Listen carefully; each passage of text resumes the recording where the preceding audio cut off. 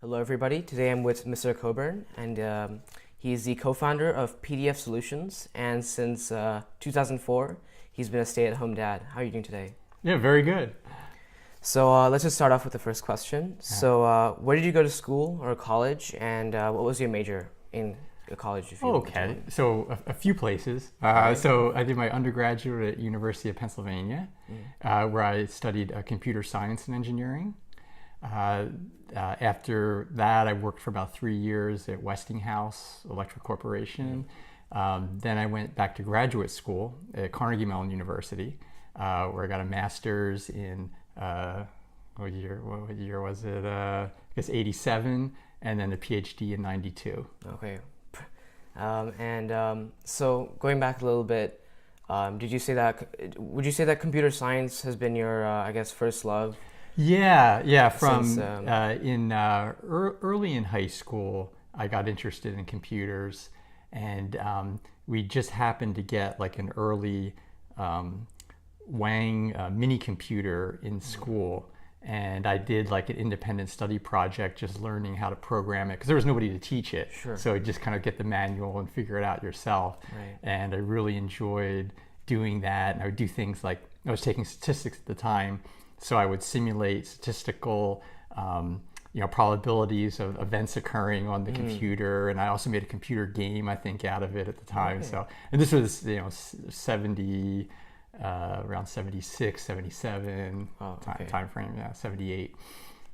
All right. And so how do you think going to Pennsylvania, UPenn, how did that impact your life?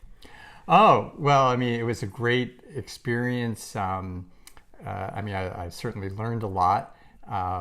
The interesting thing was coming out of high school, my first picks were MIT and Stanford, and both of which I got rejected from. And I still keep the letters because I just love, that kind of thing. Because it didn't, for me, luckily I had I've always been very calm about this kind of stuff. And, it's like, well, that's just the way it goes. But ended up, Penn was a great experience. I met, some great people there. I first was commuting there because I lived outside of Philadelphia, Right. like for the first 2 years. And also we didn't have, much money, so, it saved on costs. Though later I moved on campus the last 2 years, which is really, actually ended up being really important because it actually increased my scholarship and my loan amount to cover that. But it meant I could be there, like working with people more and being in the computer room more hours, which when you're a computer science Right. Major is really important. Do you think it was worth it? Oh yeah, definitely worth it. And again, I'm really glad I took it. I kind of went at it as not trying to get grades, but trying to learn as much as I could. Right. And that was really the key to making it, really useful to myself.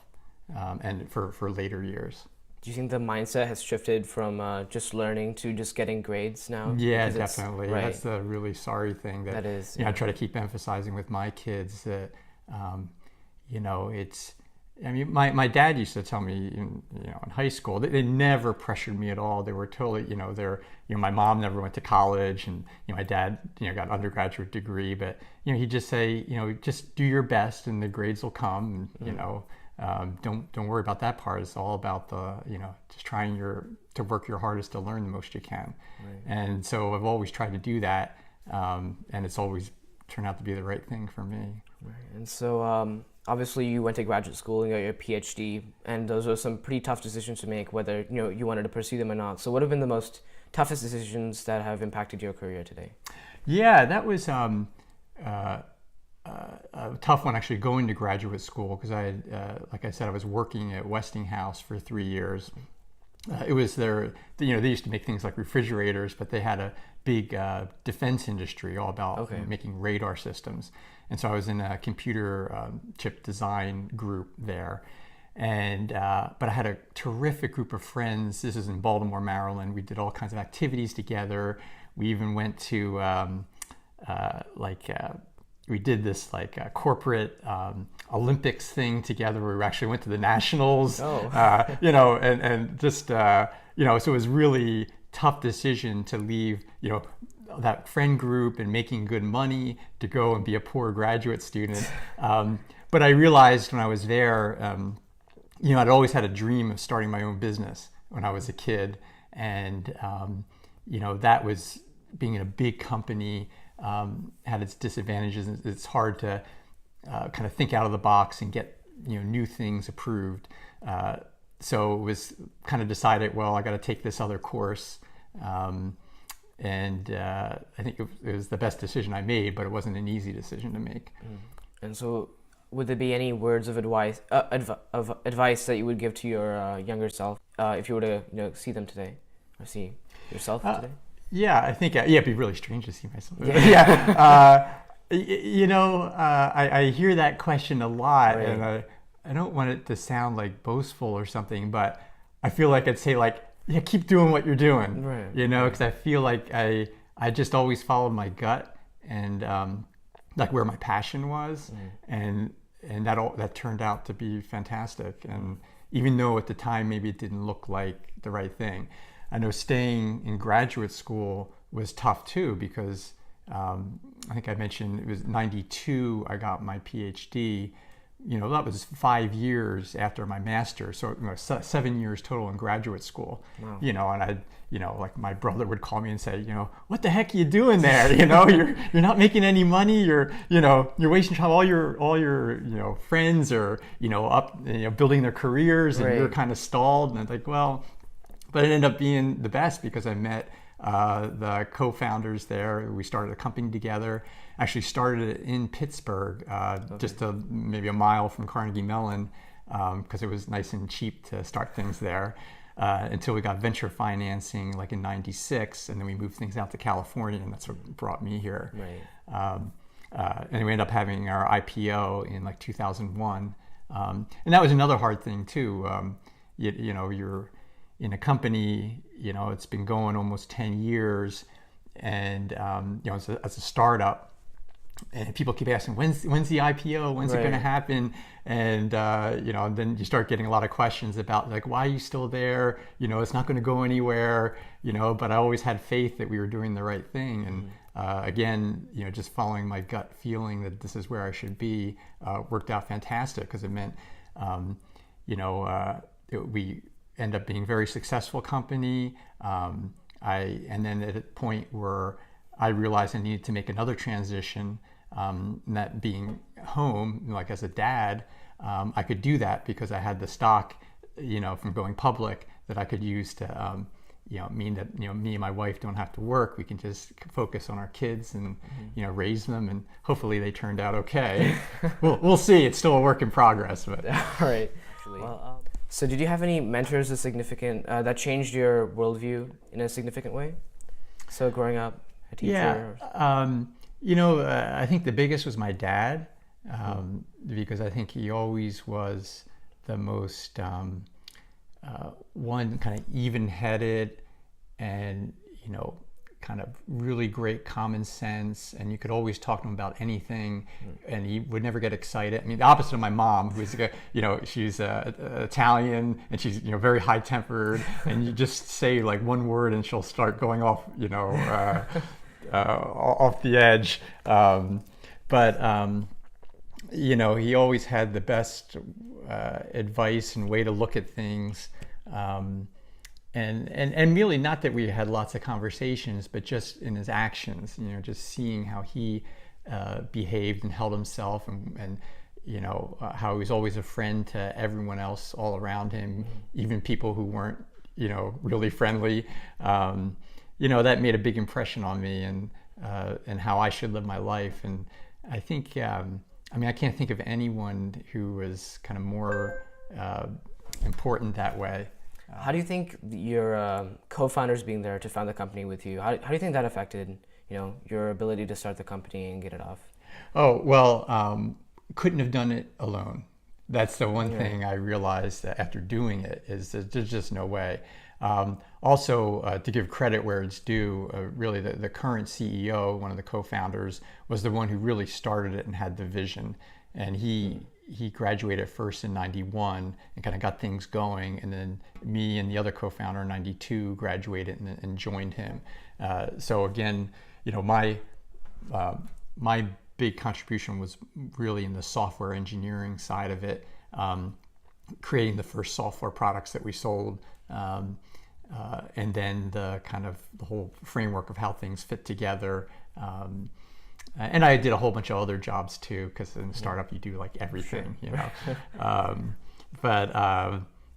that was crucial. The team, and also that we, I found people. First, I was friends with them before, so we knew each other well, and we also knew we were very good about setting aside our egos, so no one ever had to be like the top dog, or had to. We were always really good at listening to each other's ideas, so it was just a perfect, combination where we could get a lot done and with no drama. I mean, you hear about all the bad things that can happen in startups with personalities, and we saw a lot of that with friends of ours who had startups. Where they spent more time on the drama between them about silly things rather than actually making the business go. I had great success. Again, that was one of the probably reasons to do that. After this long years in graduate school, then to continue being poor at a startup, because I had a really good feeling about working with these guys, we'd be able to do something great together. And so we've talked a bit about learning and grades. So how exactly do you deal with failure? Because obviously it's a big part of having a startup. Yeah. Our company is kind of probably, was the reason we succeeded was because we were able to keep making the twists and turns as we went along. I think people often think when you have a startup, that initial idea that you have is going to be the way things are going to go. But most startups, they end up doing something probably they didn't even expect themselves to do. One of the major changes we did was we were initially really just a software company selling software product, but it was a very complicated product because it modeled the semiconductor manufacturing process statistically, and it so you could figure out why you were having yield problems in big computer chips.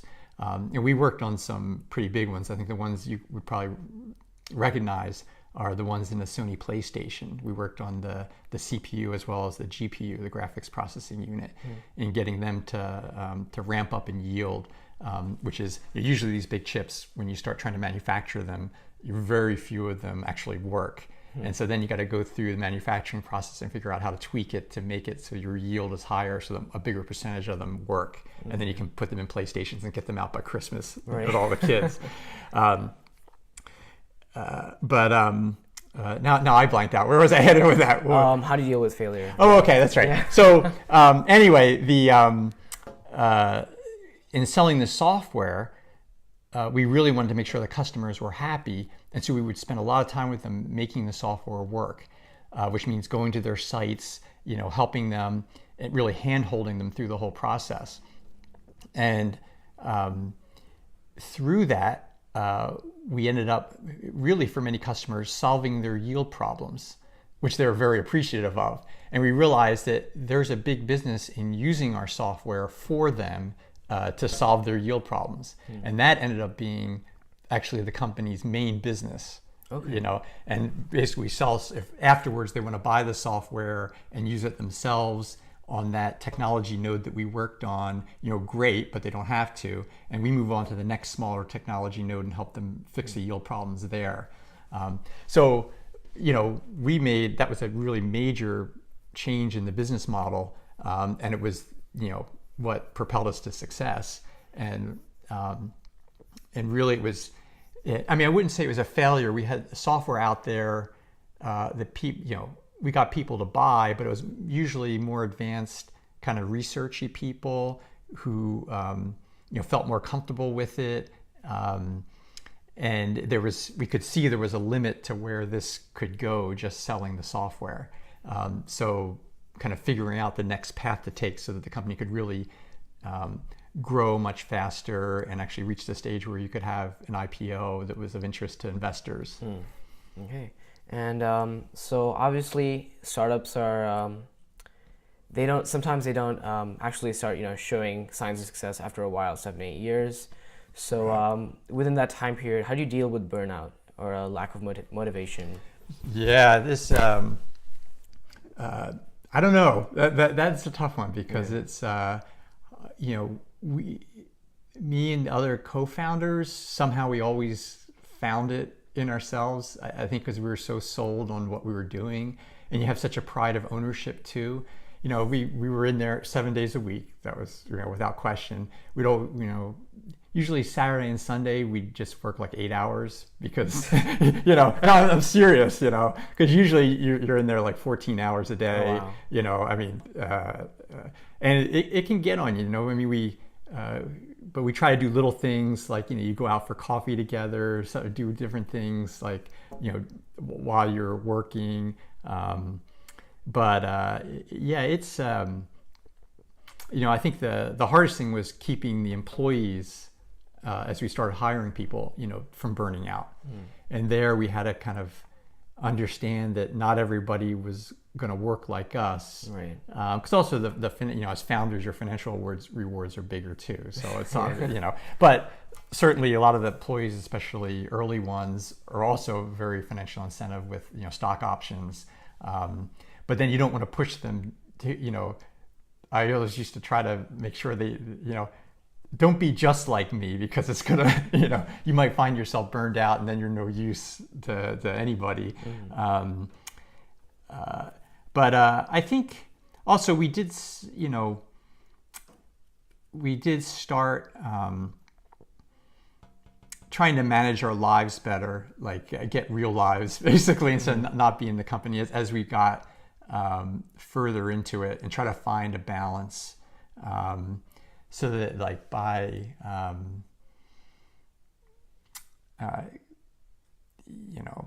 maybe like, I think I got married in 99. So that tells you, I was 39 years old then. So, and a lot of people don't wait that long, but, because, I'm doing graduate school and starting the company. It's, I kind of knew like I didn't want to start a family right away. Right. But eventually you realize, hey, to be, healthy individual, you have to start getting out of the office more, and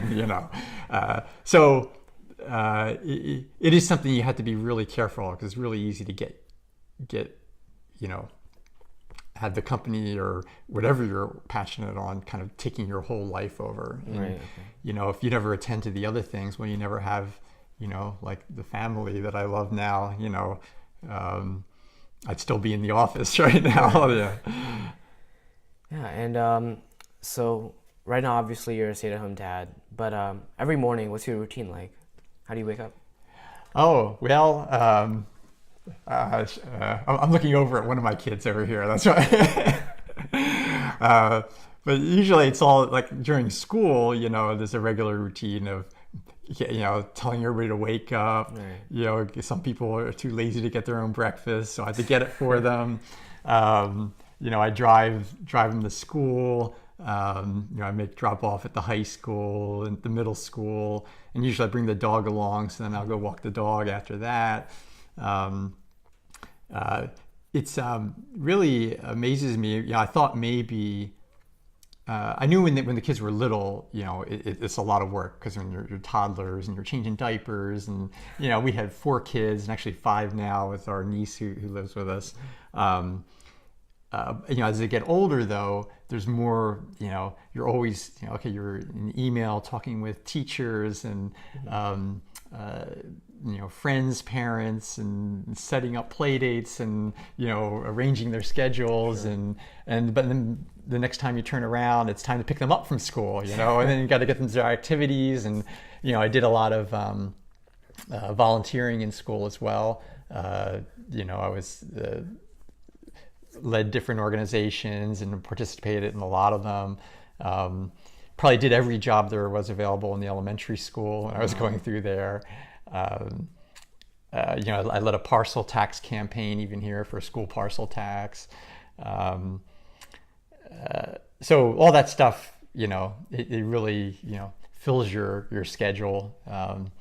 They get home and then you're worried about making dinner and helping people with homework, and there are a lot of kids to help here. So that's, basically it. And it's kind of like a startup. I mean, you always think, usually it's a mom who stays at home, because a lot of times I'd be on like PTA and it's mostly moms and me. Right. I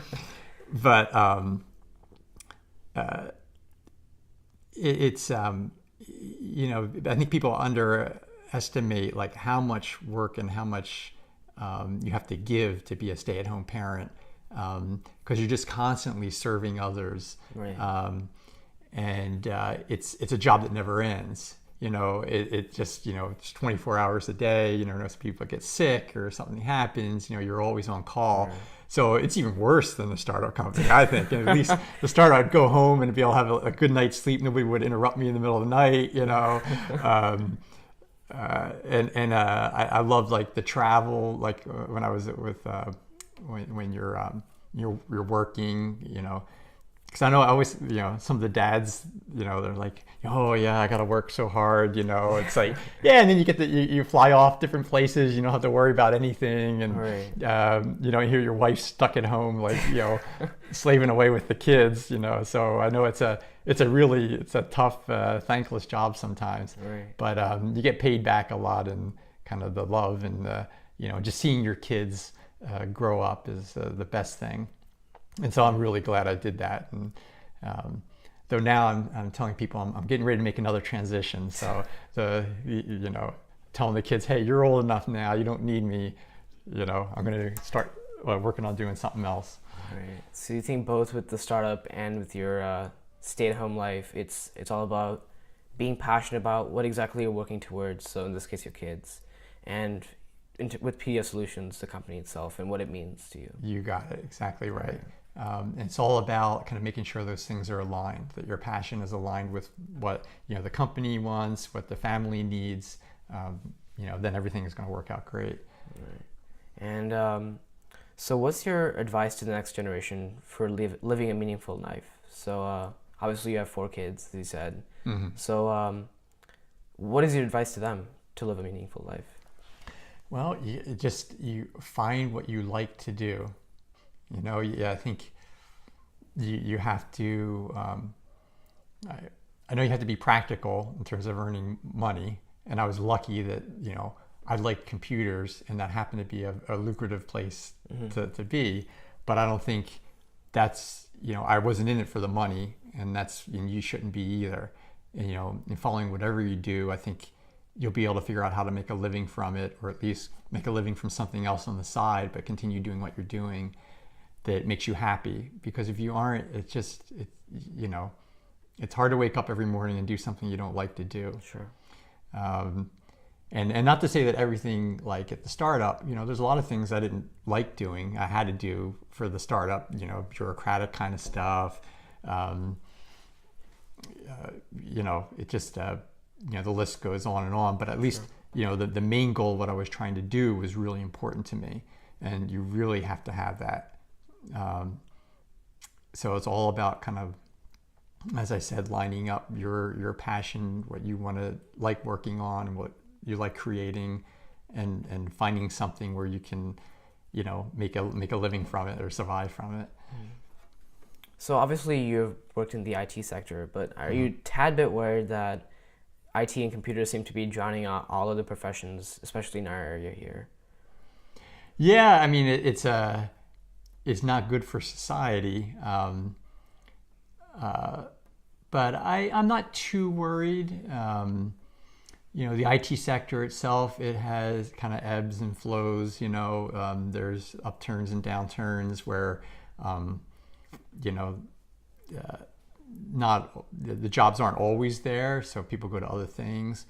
Also, I think, I see a lot more kids being interested in kind of the entertainment area, which would involves, kind of writing and creating things that others consume. So I think some of the IT revolution has made it so, in our digital society, there's a lot of room for people to, through creative expression, make things that people consume digitally. So you don't necessarily have to be programming the software. And in fact, lots of things now that you used to, program, now you just buy off the shelf. Right. So the type of jobs available are different. So, it's a ever-changing landscape. And I think what I am concerned about is that people here, what I see is they get pushed by their parents into the IT field because that's where their parents are in.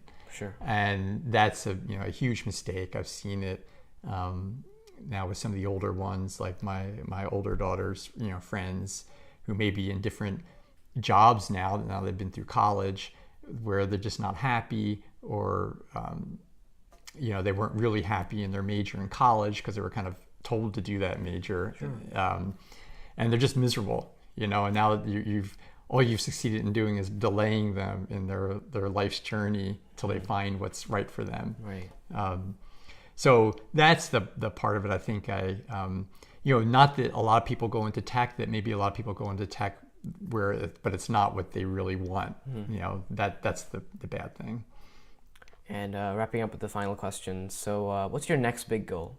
What are you looking at now? Well, like as I said, I'm looking to make a transition. I've been kind of backing out of a lot of the volunteer leadership roles I was playing to kind of clear space now for to work on some new ideas for new companies and other kinds of projects. I'm thinking of areas maybe different from the semiconductor area. So just because now I'm kind of, did that and kind of tired of it, even though, again, conventionally, you think I should go back there because that's where all my training is. Right.